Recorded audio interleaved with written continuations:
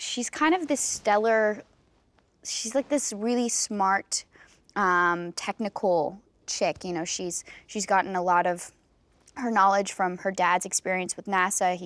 He's worked with NASA her whole life, and it's sort of her passion as well, and that's what they bond over. And she's, you know, she doesn't have a lot of friends. She's not like a popular girl in school, but she's still a cool chick. It's not like she's an outcast by any means, but she's never really been able to, at the point in the story where the movie takes off, she's never really found her footing, her place, and she's always wanted to be a part of NASA, a part of space. Like, that's her passion. But there's not really, there's no place for her because the whole NASA system is now obsolete, and she's just this really outgoing go-getter. It was so different from anything else I had read in the sense that, you know, it wasn't based off a book. You know, it's a topic. Tomorrowland, I knew about sort of the geographical location in Disney World, but there was no backstory. So that's what was so interesting. They found this really unique way of telling the story that people kind of have a connection to, but you don't really understand, you know, where it comes from. And the story gives people a connection to Tomorrowland in a really beautiful way, and it has everything. It's like an action, adventure, drama, there's friendships, you know, there's family, sort of drama that's happening, and it's all tied in so perfectly together.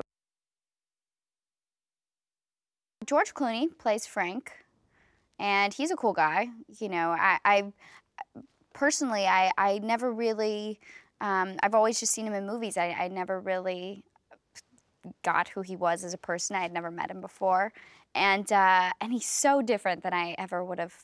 You know, the movies that I've seen him in, he's been kind of like a tough guy, or sometimes he played like the comedic relief. But I never, you can't, when someone's a character actor as much as he is, you never really can pinpoint the kind of person that they are. So it's been really funny to watch him, you know, just to interact with him regularly and get his perspective on life, and then seeing how he kind of draws certain aspects of his own life or his own humor and brings that to his character.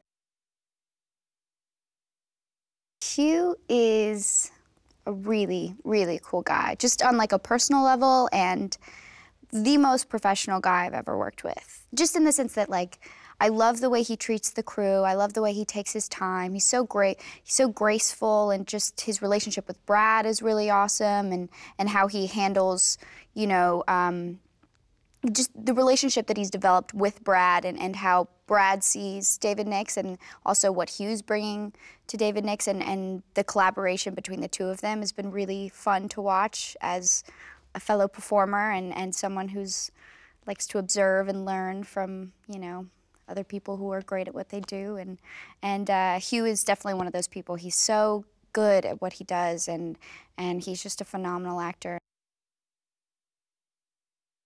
She has this incredible way of just keeping it all really still and simple, but there's so much underneath. I mean, you can see the little love that's coming out of her, and her eyes, like her sweet little, I'm just obsessed with her. She's amazing. Everybody is obsessed with her. She's a good little soul.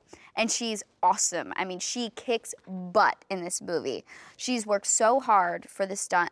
Raffi has worked so hard to make sure that all of the stunts she can do on her own. She can do backflips, she can do spins, she can kick guns out of people's hands, and she'll just do it until she passes out.